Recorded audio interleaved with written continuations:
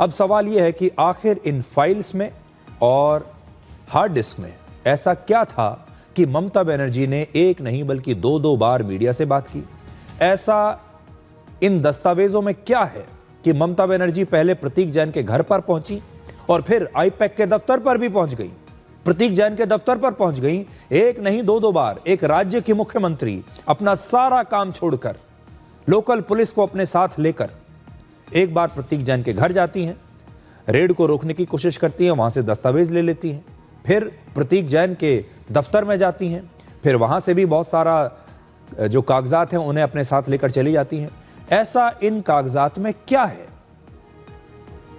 कि एक राज्य के मुख्यमंत्री को अपना सारा काम छोड़कर एक ईडी की रेड को रोकने के लिए जाना पड़ा।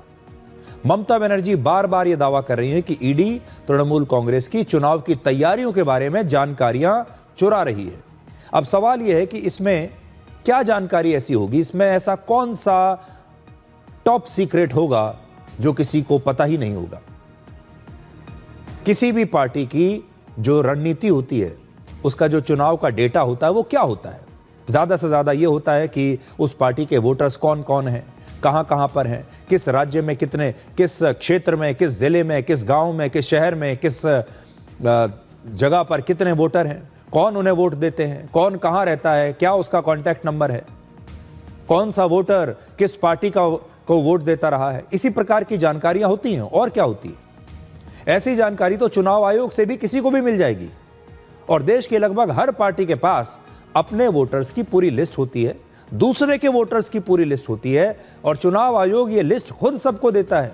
अगर आज मैं और आप भी चाहें तो हम भी वो लिस्ट निकाल सकते हैं, अगर हम जानना चाहें तो इसमें ऐसी कौन सी इतनी बड़ी बात हो गई कि अगर ये लिस्ट या इस प्रकार का जो पूरा डेटा है अगर वो किसी के हाथ लग भी जाए तो इसमें ऐसी क्या बड़ी बात है कि मुख्यमंत्री को अपना दफ्तर छोड़कर यहां आना पड़े।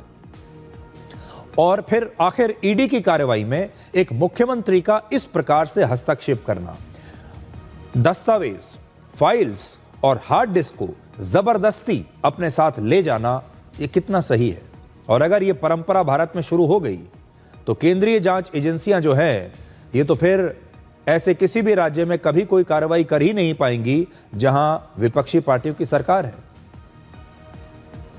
सीबीआई, ईडी और इनकम टैक्स जैसी जो केंद्रीय एजेंसियां हैं, इन्हें देश भर में काम करने का अधिकार होता है और ये एजेंसियां दशकों से ऐसे ही काम कर रही हैं। लेकिन क्या ममता बनर्जी ने पश्चिम बंगाल को अब एक अलग देश बना दिया है जहां केंद्रीय एजेंसियों को भी काम करने के लिए वहां बाकायदा वीजा लेना पड़ेगा, इजाजत लेनी पड़ेगी?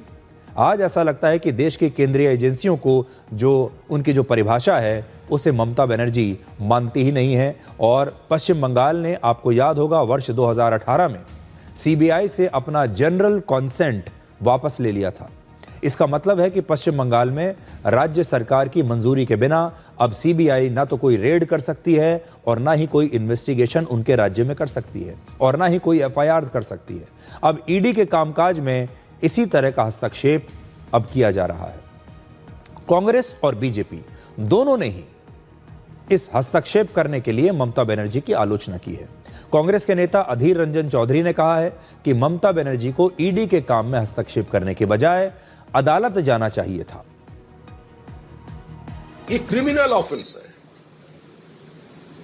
ये सारा देश देख रहे हैं, सिर्फ पश्चिम बंगाल की जनता नहीं,